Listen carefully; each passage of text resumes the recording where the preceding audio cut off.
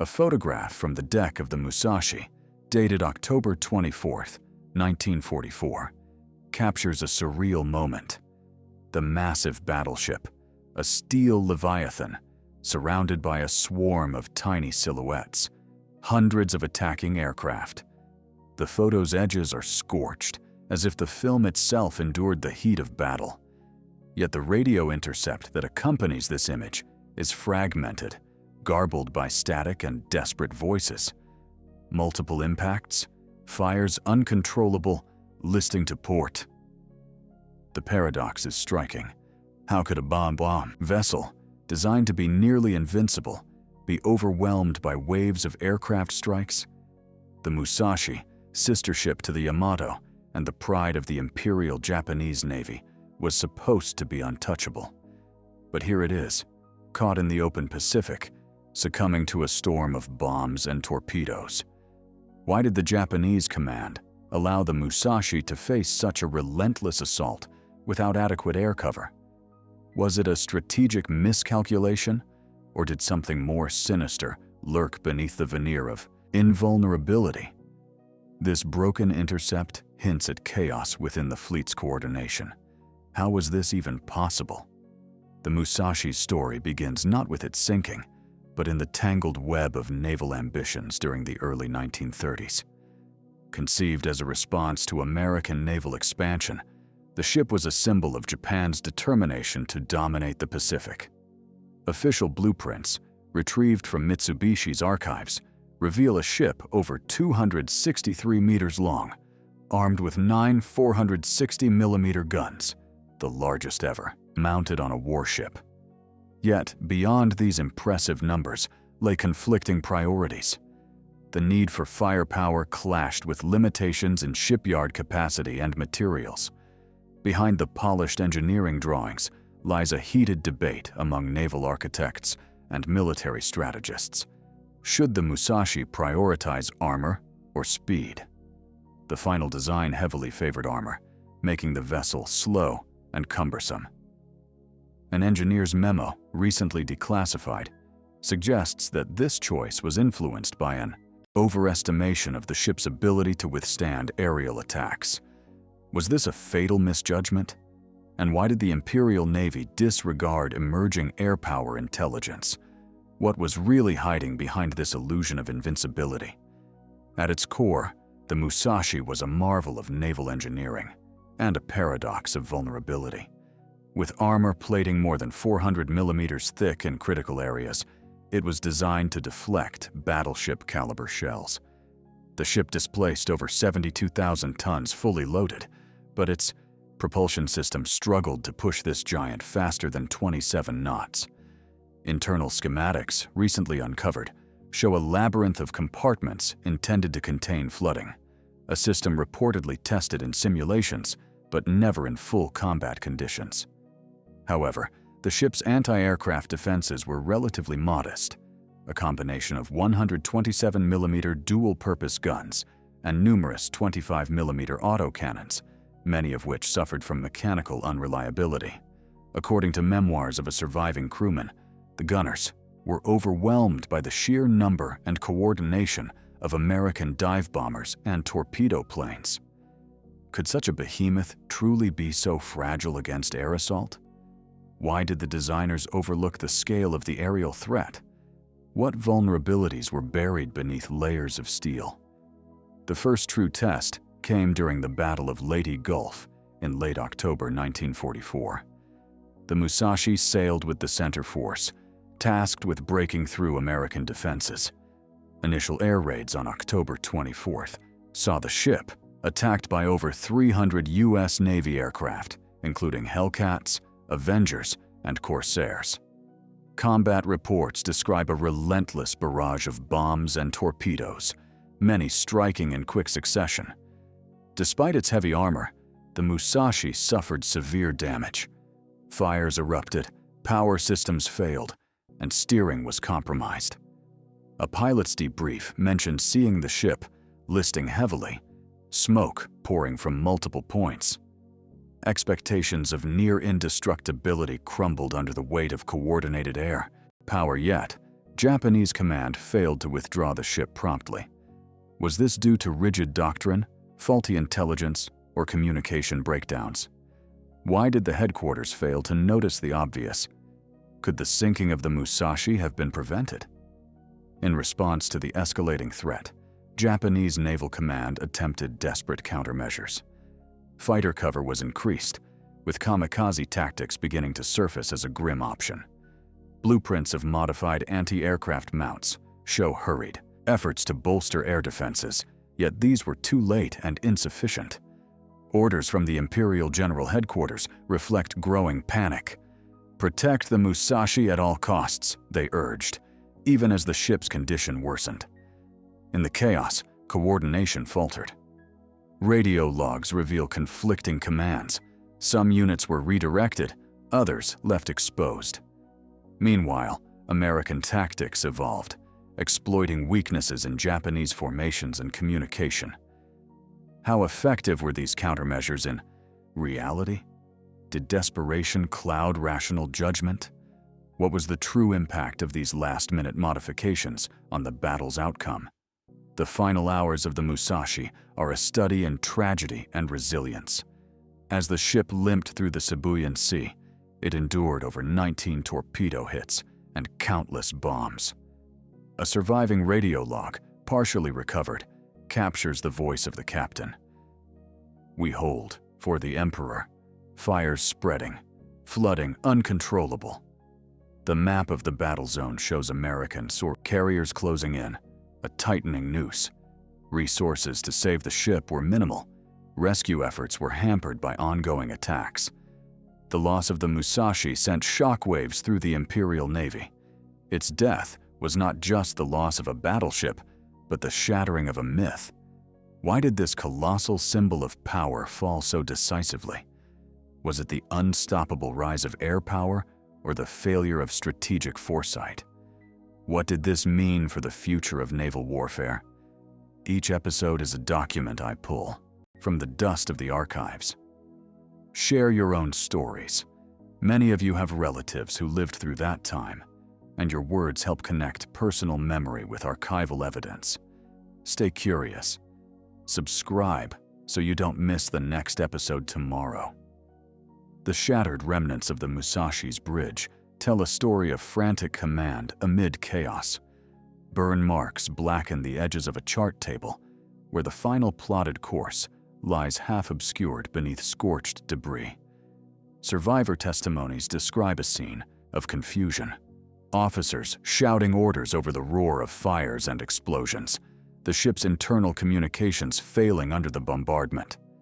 The captain's last known directive urged the crew to abandon ship, yet the timing of this order was delayed, lost amid the fog of war. A fragment of a decoded message from nearby vessels hints at miscommunication. Musashi under heavy attack.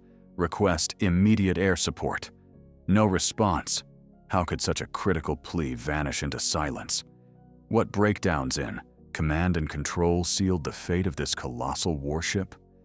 Was it a failure of technology, human error, or something more systemic within the Imperial Navy's hierarchy? Detailed damage reports, pieced together from post-battle surveys and photographic evidence, reveal an almost surgical precision in the American strikes. Bombs detonated near the engine rooms and ammunition magazines, while torpedoes struck below the waterline, breaching the hull in multiple compartments. The fires that followed were catastrophic, fed by ruptured fuel lines and exploding shells. A surviving crew member's diary, recently unearthed, recounts the harrowing struggle to contain the inferno as the ship listed heavily to port. Despite the Musashi's formidable armor, these internal vulnerabilities proved fatal. Was there an underestimation of the cumulative effect of multiple hits? Why did the compartmentalization designed to prevent flooding fail so spectacularly? Could the ship's destructive demise have been anticipated by better damage control protocols, or was the damage simply overwhelming? The sinking of the Musashi sent ripples far beyond the immediate loss of the vessel. Intelligence intercepts from Japanese Naval Command indicate a profound shock. Classified messages express disbelief and mourning, alongside urgent efforts to mask the defeat from the public and lower ranks. A propaganda photograph, carefully staged but later discovered to be altered, shows a stoic crew standing proudly on deck, attempting to preserve the illusion of invulnerability. Yet within the fleet, morale plummeted. The psychological impact was as crushing as the physical loss. How did the death of this flagship alter the strategic calculus of the Imperial Navy? Did it expose fatal flaws in the Japanese approach to modern naval warfare, or did it deepen a commitment to feudal resistance? What secrets were deliberately concealed behind the veil of state propaganda? Concurrently, American naval commanders studied the Musashi's sinking with clinical interest, analyzing every aspect of the battle. Tactical debriefs and after-action reports highlight the effectiveness of massed carrier air power and coordinated multi-angle attacks. The overwhelming volume of aircraft, some squadrons flying multiple attack waves, exploited the Musashi's limited ability to defend against airstrikes. Photographs from reconnaissance planes show the precise targeting patterns and timing of assaults designed to maximize damage and confusion. This battle became a case study in the obsolescence of battleships as dominant naval weapons. How did this hard-earned lesson shape the future composition of naval fleets? Was the demise of the Musashi a turning point that heralded the age of the aircraft carrier? Or was it a tragic end to a bygone era, misunderstood until too late? Behind the scenes, whispers among Japanese naval officers reveal a deeper tension, an internal struggle between traditionalists who revered the battleship as the symbol of Japan's martial spirit, and reformers pushing for adaptation to air power and modern tactics. Memoirs and confidential reports suggest that the Musashi's deployment was as much a political statement as a military calculation. The insistence on deploying such a massive battleship into a heavily contested airspace, despite mounting evidence of vulnerability, reflected a stubborn adherence to outdated doctrine. Could this ideological rigidity have doomed the ship from the outset? What internal conflicts within the Imperial Navy influenced the decisions that led to the Musashi's final voyage? Was the ship sacrificed to uphold an image rather than to serve practical strategy? Finally, the Musashi's sinking marked more than a tactical defeat. It symbolized a profound shift in naval warfare. Post-war analyses by historians and naval analysts underscore how the battle exposed the inadequacy of armor and firepower when confronted with coordinated air assaults. The sheer number of attacking aircraft, over 300 in a single day, overwhelmed even the most formidable defenses. Maps of the engagement show the carrier's ability to project power across vast distances, rendering traditional battleship tactics obsolete. The loss reverberated through naval doctrines worldwide. How did this pivotal moment influence post-war naval engineering and strategy? Was the Musashi's fate a catalyst for innovation or a cautionary tale of hubris? The death of a titan left questions that still echo in the corridors of military history. Amidst the wreckage scattered across the Sibuyan Sea, salvage reports from the months following the battle reveal an eerie silence where the Musashi once ruled. Divers' photographs capture hulking fragments of the ship's massive turrets, twisted steel beams, and shattered superstructure resting on the ocean floor at depths exceeding 100 meters.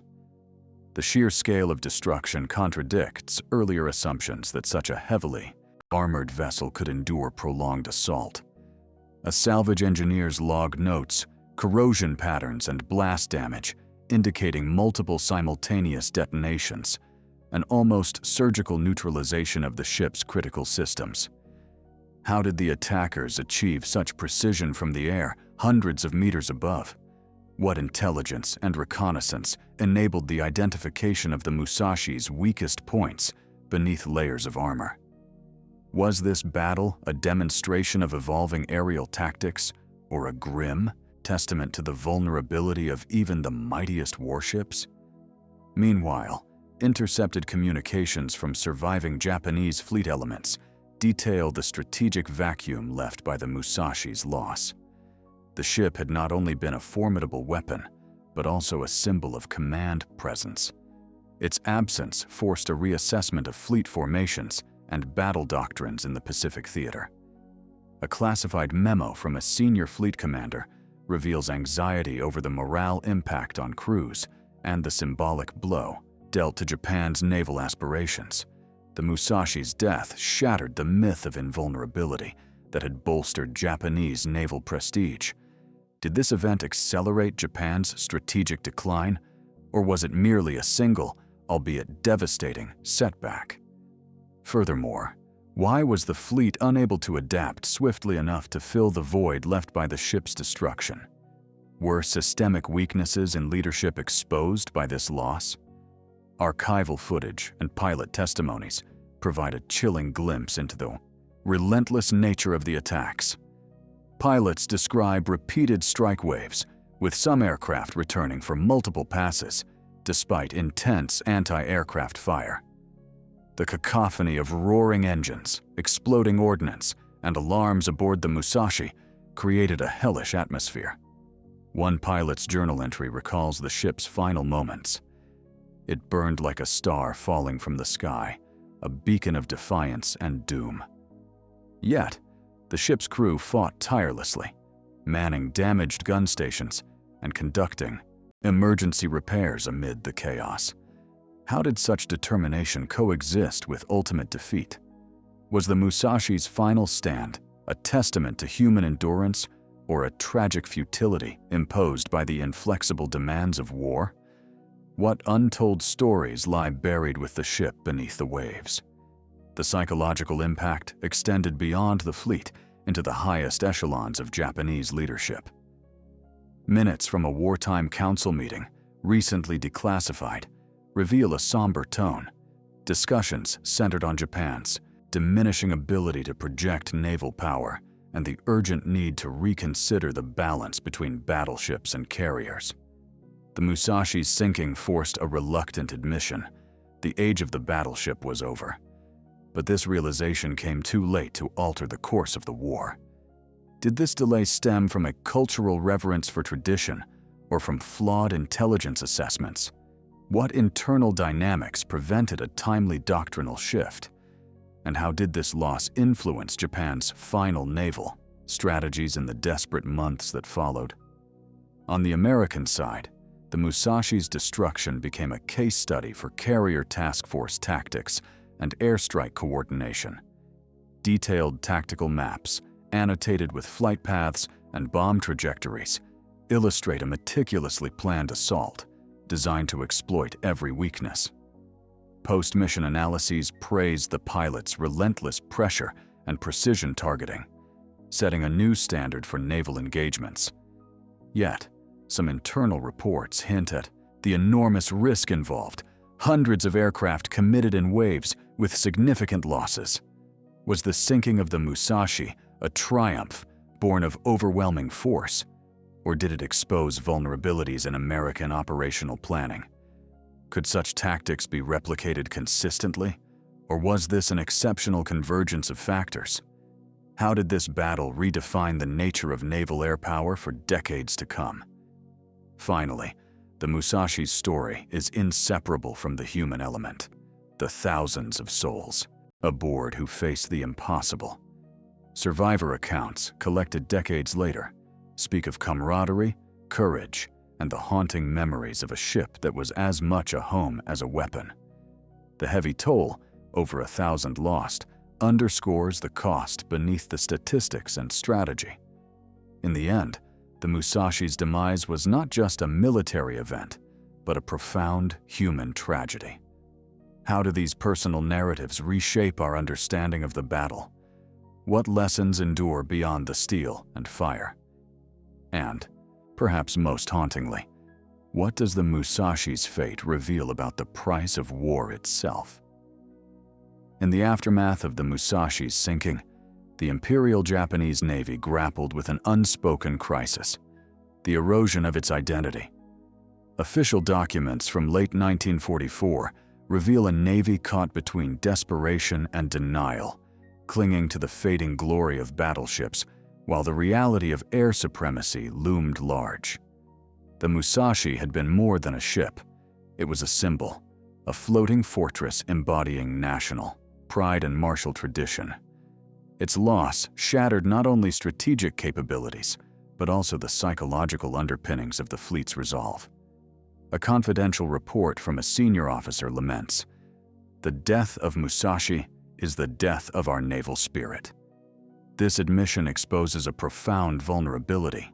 How could a nation's naval doctrine survive the fall of its greatest icon?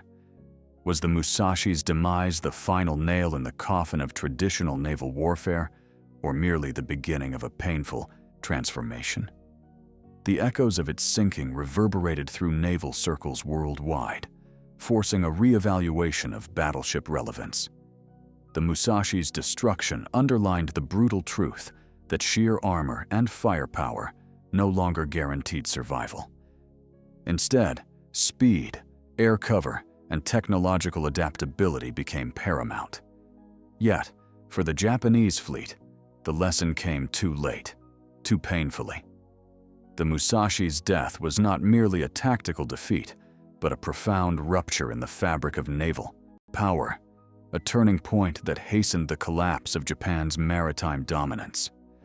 What remained hidden beneath the surface was a question of legacy. How does a navy honor the past while confronting an unforgiving future? And how did this monumental loss reshape the fate of those who served aboard, the fleet they sailed with, and the nation they fought for?